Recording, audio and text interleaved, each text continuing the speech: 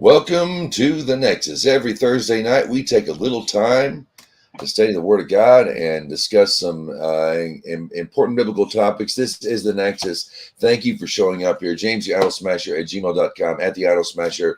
We've got Rosalie and John is here as well. Good evening, y'all. How you doing? We're a little late tonight. We're a wee bit late. Yes, we are, but we're on it. We are here and we're pumped. I'm ready anyway. I'm late for a very important date. Happy New Year. Happy New Year. Happy Hanukkah. Happy Christmas. Happy Kwanzaa. Happy everything you celebrate, whatever. All that good stuff.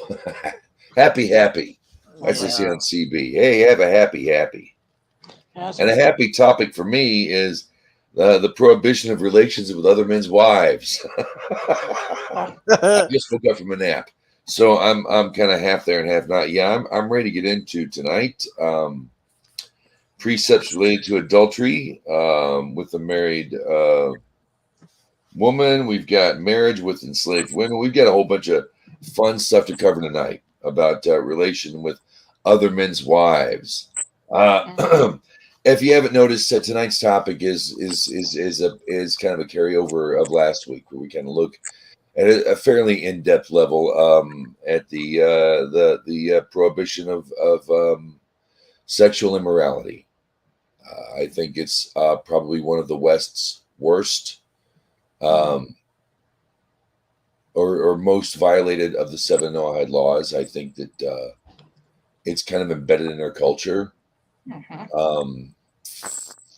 If you listen to a country station for a while, an old school country station, you listen to a lot of soul music. You listen to a lot of music from way back in the day. There's a whole lot of cheating songs going on. Whether all my exes live in Texas, huh?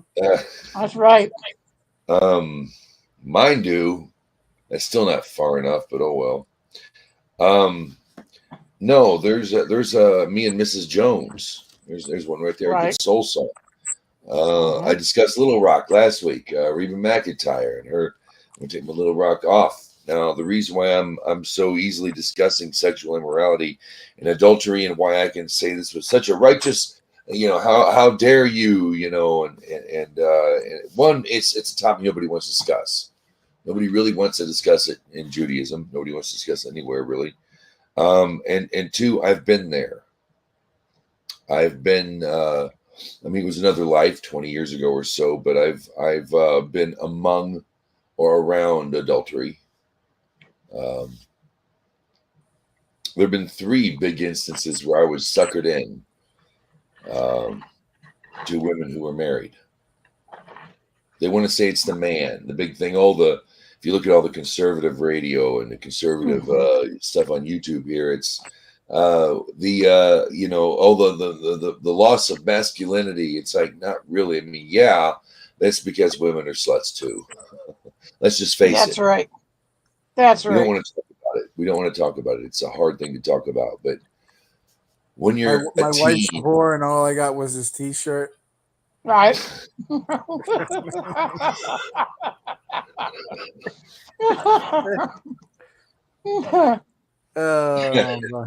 Sorry. You were in a good role there. Sorry. Oh, perfect. Where was I? What am I doing here? Okay. Oh, yeah. When you're younger, in America, particularly in the West, but in America, you're pretty much sexually awakened early through probably vast amounts of media, fashion, and the current trend. And the fact that it's big and wide open, and there's not a lot of here to watch, keep an eye on you. And it's kind of popular. Schools now at 5, at preschool, kindergarten, you get to pick your own gender now. Oh yeah. My teacher with the rainbow hair clown ear tells me, there's 42,000 genders I can choose from. Okay.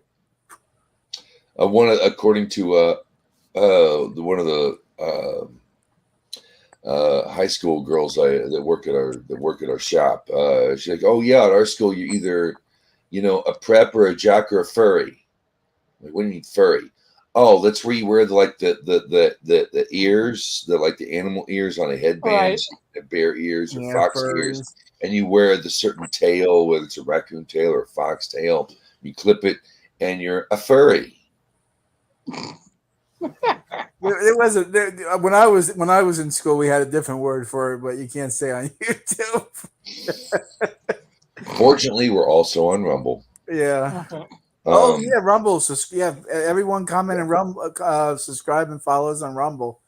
Absolutely. And you're still doing the exclusive Rumble hour. Or actually more than an hour. We'll see. Oh, we're full time now. I want to get into it, but at the same time, we drop YouTube. Oh yeah, YouTube. You gotta everyone on YouTube. We gotta transition to Rumble. It's much better over there. Much more fun.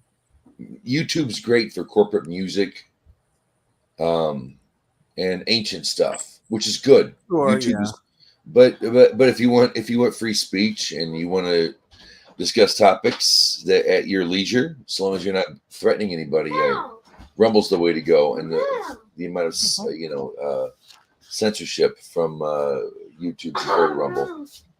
Catherine, honey, let Daddy do Bible time. My daughter, just shy enough to be off camera, but just bold enough to interrupt the show. Sounds happy. She is. She had an ice cream sandwich in her hand. Ooh, ice cream sandwich with the chocolate and the vanilla inside. Yes. Oh, those are my favorite. Yes. Oh. Yes. She knows how to eat. Yes. Yes, she does. So I don't know. This is a prohibition. This is something that affects you, whether you're a president, or a corporate dude, or a guy at home. This very thing. Well, what's the Bible's take on sniffing little girls' here? Do not draw near. Biden wants to know. Marital status of minors. That's up next. There's no status for marriage with minors who have no mature appreciation for marriage, and if they cohabitate, it is not done for the purpose of full marriage. Therefore, the term be'ulat ba'al for a woman only implies when both partners have the status of adults, at which point their cohabitation can be for the purpose of marriage. You're robbing innocence. You come close. Yeah, it's very strict. I mean, when it comes to decency, and that this is for both Islam and Judaism. But men, men aren't supposed to be even in the same room with a woman by themselves. You have to have a window cracked open or a door open. Right. You can't touch a woman unless you're married to her. Unless they're like your sister or something, or your mother, you can touch another one. But someone you're not married to. Dressing decency. Dressing. Modestly, yeah. Modesty, yeah. Yeah, it's a lot of things that I think. I don't know. People will say it's old fashioned, but I think it's a pretty good way to live. I don't know. I think it's time, and what's the phrase? It's time, true, and tested, whatever the phrase is. It's so. The sexual revolution hasn't really worked out well for anybody in America now, has it? Well, I mean, now we know everyone's pronouns. I mean, I go by him, hey. What are you? They, them, she, they. F you. That's my pronouns. Right. Burn those bars, baby. I burn the jock. No, I'll burn the masks. I'll do that. No. If anything, it takes us back. I mean, you want to talk about female empowerment. I mean, in a way, it kind of takes it away, the liberation. I mean, Yep. I mean, does a woman feel empowered because she has 40 people under her belt? I mean, I don't, you know what I mean? Well, they wanted, the idea was that, we're all liberated and we can all just, live and whatnot. I remember when, and it's kind of a joke now, but marriage counselors were big in the 70s. And the joke is that it was a place for the woman to hook up. Right. We've when you're exposed to so much sexuality as a people and not taught the maturity of how to handle it, and even if you have the maturity taught to you how to handle it, how do you avoid it? And it's going to affect you when you're 5, 6, 7 years old. I would say artificially awakened early, and it's really affected the way I've lived. I know I'm not the only one. Yeah. And I really don't think it's near as much the people as it is media, what's been thrust upon us. Artificial means by which to be aroused, things that are unnatural, let alone against Torah law. And here in Kansas, sport fucking, excuse my French, but having sex with a married woman's like bonus points here. That's what they do. Apparently in Texas too, but I haven't been there in 20 years. But from what I'm discovering here, everybody in Kansas, everybody sleeps with everybody. They don't care. I encountered an old friend. I'm not going to say her name. I don't want to embarrass anybody, and they wouldn't watch the show if they. So you're saying we're in Kansas and Texas, a place like this, that people gun for people with wedding rings as like a bonus points? Wow. They don't care.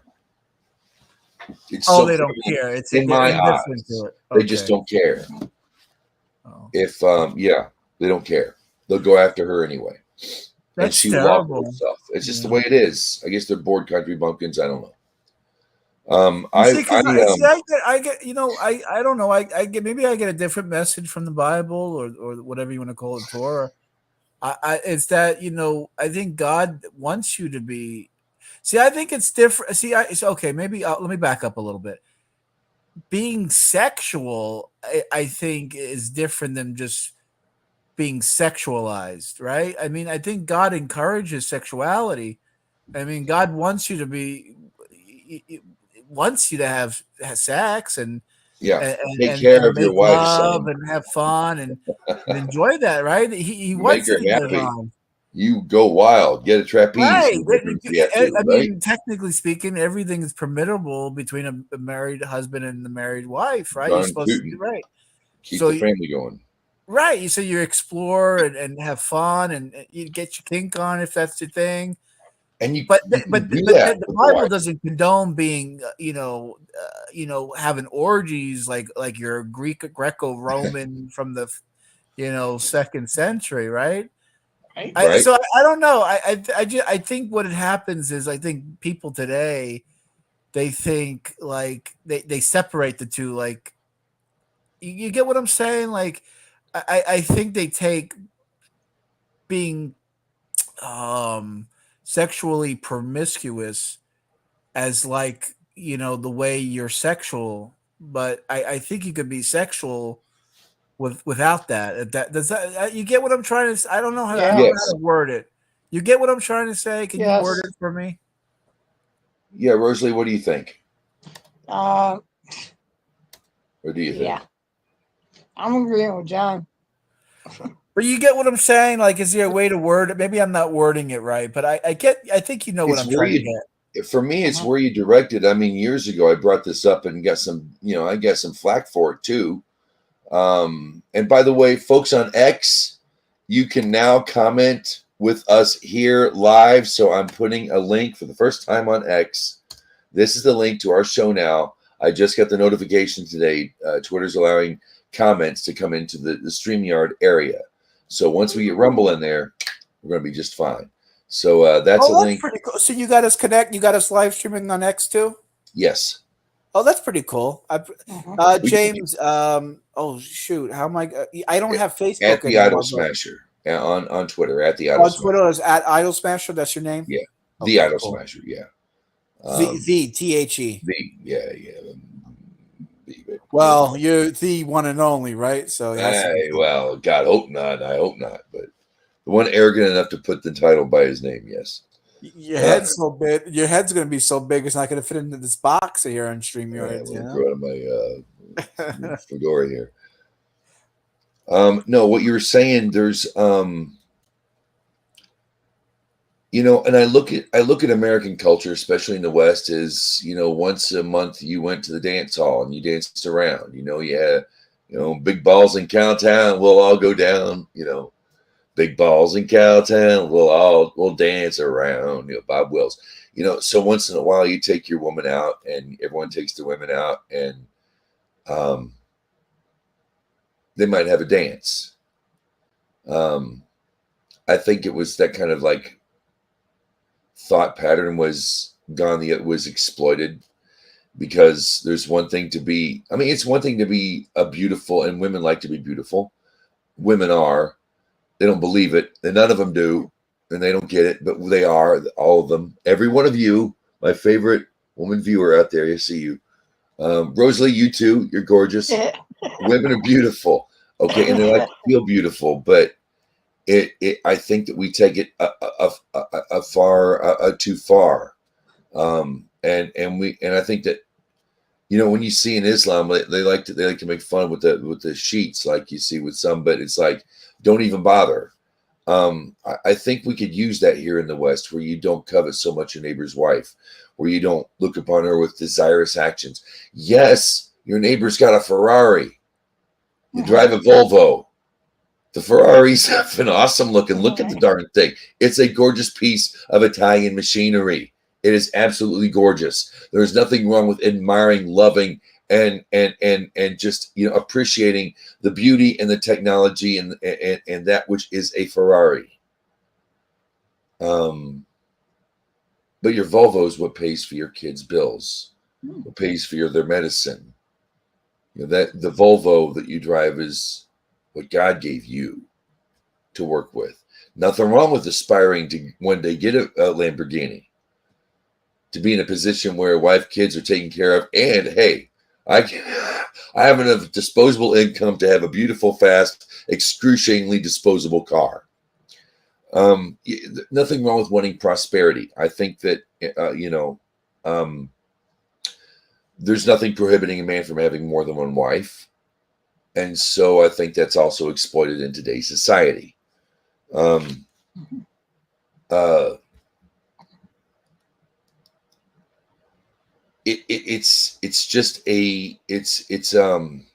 It's implied so much. This wonderful box we got in our home that could bring the world to us on this little screen. Movies that, we love this entertainment, but let's face it, a lot of what they've been putting out for our kids and everybody else, myself included, in our generation, was kind of spiked with lots of sexuality that maybe we weren't mature enough as a society to handle. It's not like I want to shame America for everything it does, and shame America for having jazz music and the jitterbug. I will shame it for for wife swapping, for a lot of the trends that are going on now, the sexual immorality. I know, sadly, and it's been a while. So it's been a long while. Okay, it's been a few years, but they were swingers, and they got divorced recently. It's like, well, y'all, I remember they used to come into karaoke, but they want to swap wives, They convinced themselves that, the only way to spice up their life was to bring other people into it. Now they're divorced, and they're 16-year-old after the divorce. Anyway, got pregnant. It's a whole nother story. It just never leads to anything good. This is both the vanity of women and the stupidity of men. My goodness, we got two heads, enough blood to run one at a time. When we lose it here, we're stupid. Men, you got to be quick on that shit. You can't be led. Don't be led. My goodness, don't be led. But they want to say it's all the men's fault. They've been saying that for 50, 60 years now. It's all the men's fault, and toxic masculinity and the man's drive to always want to. Well, men don't always want to. Sometimes men just want a hug. Sometimes men want someone to talk to and someone to be there. And sometimes women just need a good snog and need a good look. I've been there. and I've been tempted by women who are married. I mean, she was blatantly married. Another one, I know too many. I remember a girl that worked at Steak and Shake. I was talking about this before you came in, Rosalie. She was I'd known her since middle school, and she was one of the prettiest girls in school. Just a drop dead gorgeous. And when she looked at me, I lit up I was waiting tables part time, trying to make a buck, and she came in as and had just gotten back, and I stopped by to visit, and turns out on the wall there is a picture of she and her 2 kids and her husband, and he's in uniform. He's in uniform overseas, and she spent enough time on barracks over there and living, in the army, on the army barracks, and you could see in the snow how there'd be footsteps behind, the houses from one house to another. And in other words, everybody was doing everybody. And I've heard this from not just her, but she was ready to give it. And I wanted it since 7th grade, but I couldn't do it. I couldn't do it. Oh man. I couldn't do it. It was wrong. That's not the only time. And while I might have had a little free love in me in another life before I took Torah classes, I've been seduced more than I've ever been tempted by a married woman, ever. And today it's a problem. 50% divorce rate, and it's not like it's a genuine divorce. It's I've already cheated and we're splitting up. No fault divorce. We got that here in Kansas. She can do whoever she wants to, and it won't count against her in a divorce. He can cheat on his wife with how many women? Maybe even knock one up. Doesn't count against the divorce. No fault. And the lawyers will wring you dry otherwise.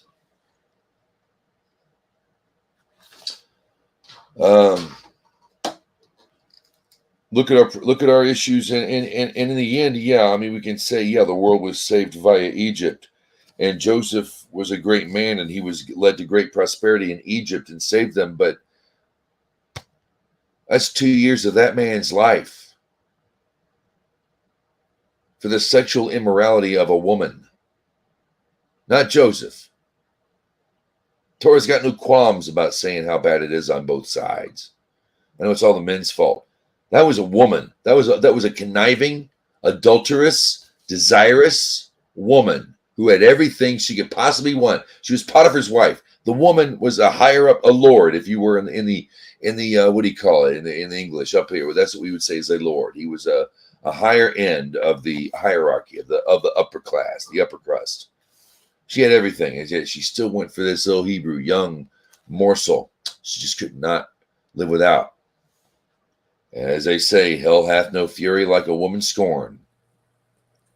Yeah, Joseph was the first one that got canceled, huh? Cancel culture. Hashtag me too. He got me too'd before everyone else.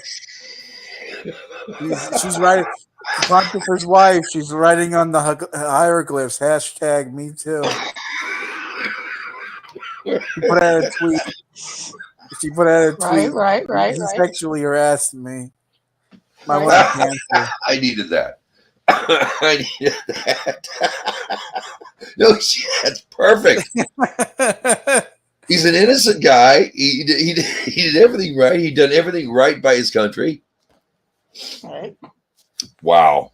Very, very well spoken, Yochanan. That was beautiful. Okay. Everything has, I say this like a broken record, but I get it from the Baal Shem Tov. And the Baal Shem Tov says that our days mimic the days of the Bible. I mean, the Torah, that's why it's called the weekly Torah Parsha. Why is it called the weekly Torah Parsha? Because this week corresponds to the week of the Torah. It connects. And so whatever happens in the Bible, it's happening now today in just a different way. We just don't understand it. Maybe we don't see it, but it's happening, So if people are being canceled now and people are being hashtag me too, and you got, all this stuff is happening now. That's what they were doing back then as well. People don't change. People don't. People. There's nothing new under the sun. Ecclesiastes, as King Solomon would say, nothing new under the sun. So, Kevin Spacey, right? I mean, he just did a big interview with Tucker Carlson, and he was talking about how his life was destroyed off of fake allegations of people saying that accusing him of sexual deviancy and stuff like, or I guess not deviancy. I mean, sexual harassment. He was accused of being sexually harassing a woman, and it hurt him. And whether it's something that happened. I mean, it's gonna. I think. I don't want to make it too political. I mean, that's why people like Trump. I think people see, like, if they can get him, they can get you. They get everyone. I mean, it doesn't matter who you are. They're going to get you if they want to get you. If they want to cancel you, they're going to cancel you. They want to destroy you, or they're going to destroy you. I think that's what it comes down to, right? Pretty much. What is this week's Torah portion, by the way? What do you say to it's Vaihi or Vaihi? What is that? Genesis chapter 47 to 28. Chapter 47:28. So 47. Oh, that's what is it about? So it is Joseph this week. What's the Torah reading about? And it's really about the death of Jacob. The death of Jacob this week. Okay. Yeah. Well, he doesn't die. I mean, what's so interesting is he's the only one that quote unquote passes away, but the Torah doesn't really refer to it as dying. He moves on. I forget the exact terminology, but it implies that Jacob lives forever. I don't know how to word it and how it would be worded in English. Gathered under his ancestors. It implies that Jacob is everlasting. He's with us in perpetuity, I guess would be the word. As opposed to Moses when he passes away, God makes it a clear statement that Moses died, and then he died. He was laid to rest. He literally died. But here with Jacob, what's interesting is that he moves on, or whatever the terminology is in the reading.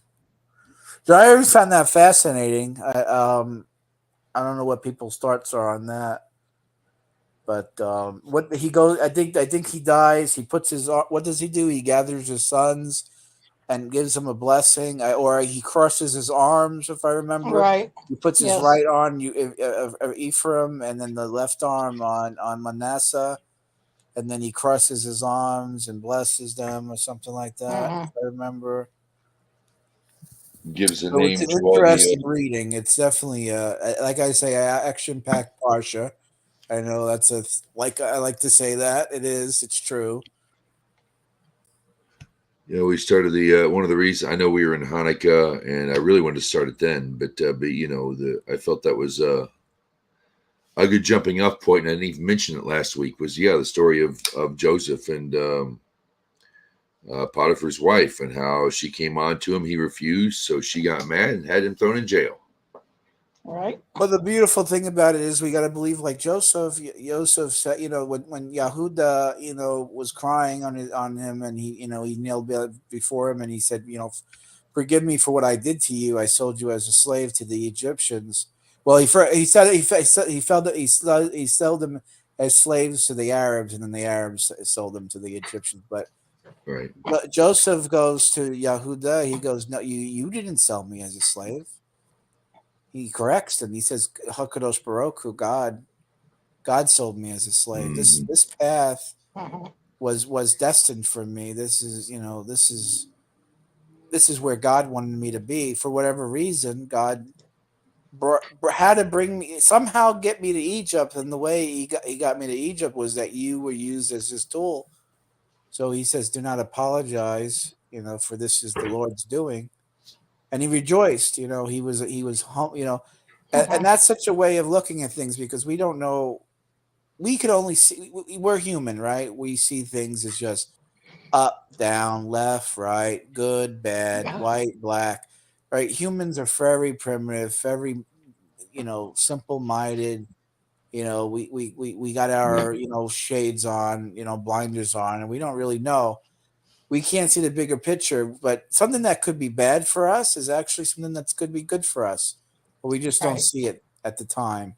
And Yosef said, me being sold as a slave and me being in prison for 2 years and all these what we may seem as terrible things was actually a bracha, a blessing that brought me to my destination. And that's what it says. We pray in the Siddur every day in Sukkot, whether it's whether it's morning prayers, evening prayers, we say, God will lead me to my destination in peace. Will lead me to my destination in peace. Amen. So, it's a journey and it's a difficult one, and we may never know never know why or how or what's going on, but God knows, and that's something we have to think about and something and realize when you're in a bad spot that it's not really a bad spot, and there's a Yiddish saying that even this is for the good, And it is, and maybe that's that could console victims or people who have been cheated on. I think, and not just falsely accused, but those who have been through this. There might be a reason why in your marriage things went the way they did, but it might have been you. You ever thought of that when it comes to adultery? Especially adultery. Because of course, as we learned from Michael Schulman, there's no specific prohibition in the Bible that a Gentile man can't take his daughter as a wife. Sorry. Yeah. Okay. Bless him. If Rabbi Weiner, if you said that and I am, you don't speak a lick of English, but we can find a translator. I would love to have a conversation about that one. Why that was even brought up. Oh, is that a thing in the Noahide community? No, that was this book right here. There's a little bit of witchcraft in here. Okay, you have to look past it. But there's one we read yesterday. This is just another reason why I harp on I just hate the Noahide movement. I hate the gear movement. It's so stupid. This is why I can't take this. I can't take it serious. It's like, okay, now you're gonna split hairs and say that because you're a guy, you're gonna be able to marry your sister. Is that what God really intended? Is that what God really wanted? Is this shenanigans? Come on. He had to bring that up. Right? Yeah. Okay. Right. No. This is why I believe that God made one covenant. God gave us the Torah on Mount Sinai. God doesn't make distinctions. You're either with the covenant or you're not. There's no this middle ground where people are splitting hairs and well, technically I'm part of Israel, but I'm not. I'm a Noahide, and so come on. It's. I don't know. I don't know. Do whatever you want. It's a free country, I guess. It is. And we try, but that division just didn't work with me. It never really worked with me. I studied this law a lot. Well, it's separate but equal. And my first edition of this is falling apart because I studied it so much. And then when I realized that, if you're attaching to Israel, then you have to live by a higher standard. And that was the whole point of Torah, is for us to live by a higher standard. Exactly. I think that book you hold in the Divine Code that's a good metaphor, is when you let lawyers get a hold of something. I think that's what it comes down to. right? You like no fault divorce. You were doing a good rant and the no fault divorce. That's what happens when you get a bunch of lawyers to fuck with your the marriage laws. That's what you get. No Well, fault divorce. the idea of taking the universal laws and codifying them, I think, was kind of a good idea, but then you have to separate the you have to separate that which is Israel from people 3 hairs from Neanderthal, and we have to think of them too. I mean, they don't know any better. So is it real? I mean, does the Torah ever say that a non-Jewish person can marry his daughter? I don't see one, therefore it's permitted. Right. Yeah. It's lawyer speak. Yeah, it's lawyer speak. Yeah. It's lawyer speak. No kidding. I don't know, that's man. why it says in the show. I mean, it says in the Shulchan Aruch, it says that when a goy comes to you and wants to know Torah, it says that he says you tell them that if you become a Jew, you're going to be hated and despised, and that there's going to be punishment, and you're and there's going to be trials and tribulations. But if he still wants to join, you convert him on the spot. And then you ease him into it. You don't just give him the whole shebang that day. You train him. That's what it says. It says in the Shulchan Aruch, halacha says you convert non-Jews day one. You show up at the shul and you say you want to be a Jew, they convert you on the spot. That's what it used to be. That's what it should be. Now it's like, okay, 2 years, 3 years, we're gonna come up with this stupid conversion process where we're gonna hand you this divine code book. It's just give you the real stuff. Give you the Torah. That's what I want. I want Torah, baby. I don't want lawyer drafting up a contract for me. I want the real thing, baby. You know what I'm saying? Don't you want the real thing? People listening out there in the YouTube, Rumble land, Twitter. Don't you want the real thing? That's what I want to know. That's my question for the night. Do you want the real thing or do you want a substitute? You want a real juicy T-bone steak or do you want the Bill Gates Impossible Burger? That's what Ew. No. No.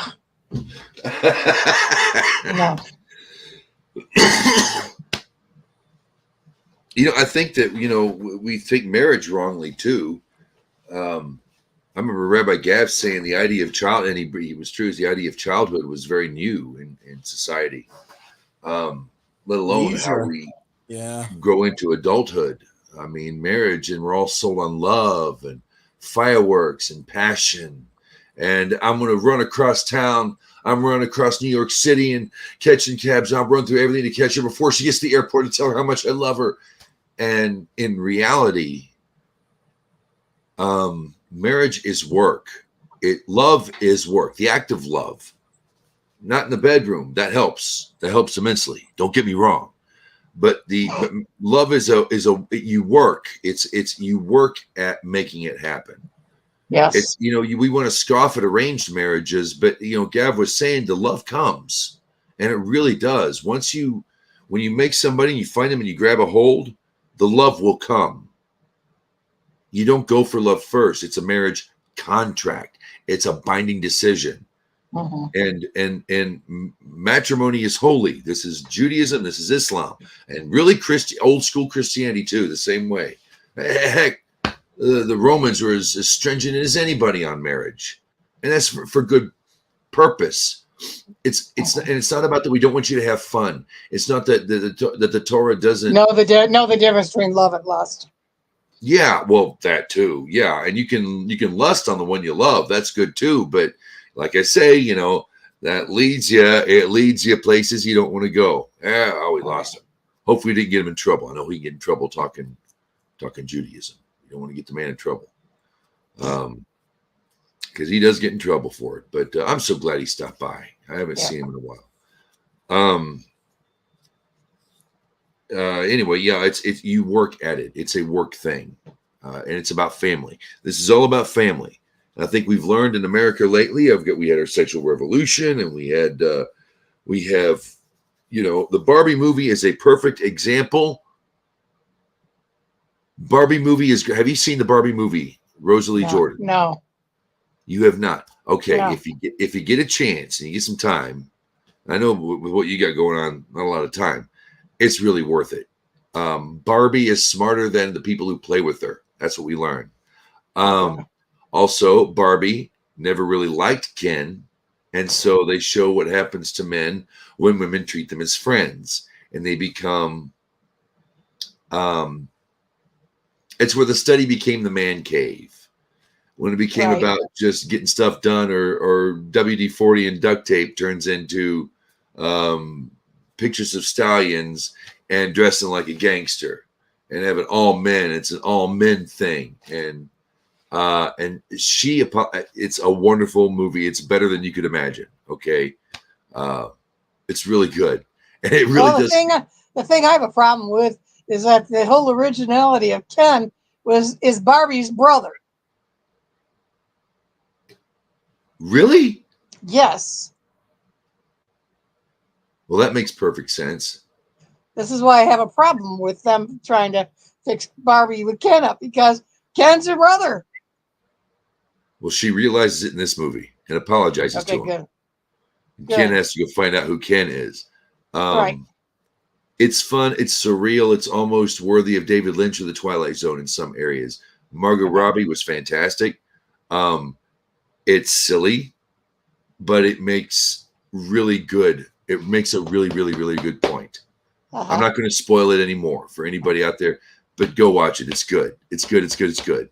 And I think it really, I think it does attach to we attach to whatever to our topic of, infidelity in marriage and how we view each other. We want to marry out of love, and love is good, and love is a great base, but really the contract is much more. You made a contract with this person. Stick with it. It's worth it. You don't know what you think. Oh, that's such a burden. You have no idea the spiritual and psychological burden you have when you treat your junk and the part that's attached to it like it's a drug or a TV show that you have to catch or that you keep up with. That's going to waste your time. And it's going to waste you. And like I say, I'm not saying it's because I'm righteous and holier than thou. It's because I've been there. So, we're going to get a little deeper. And I have a cracked, open, delicious. I'm switching to light beer, Rosalie. I'm gaining weight. I hate light beer. What was a quote from our great Johnny Lawrence and Cobra Kai? Light beer's for pussies. Pretty much. Well, I'm pushing 50 and I got a gut. And it was my straight diet of High Life, I think, that really contributed to it. So I'm on my 9th day of straight light beer. 8th day of light beer, I guess now, where I'm drinking nothing but light beer and I'm going to lose some weight. So I'm going to drink this delicious Miller High Life on Rumble. And folks on YouTube, head on over to Rumble. Honest conversations like this where we invite you in and want you to be here and listen. That's going to be on Rumble. Rumble's is the free speech platform. YouTube's great. YouTube's done a lot of great things. It's also screwed up, which is why we have Rumble. So, folks over there, head on over because we're going to continue in the deep stuff. We're going to get a little heavier on the Rumble and X. Stay tuned. That link is out there. We'd love to hear from you. I know it's new over there to get you to talk, and that's a very new development in StreamYard. But YouTube, thank you. But the YouTube folks in charge, piss off.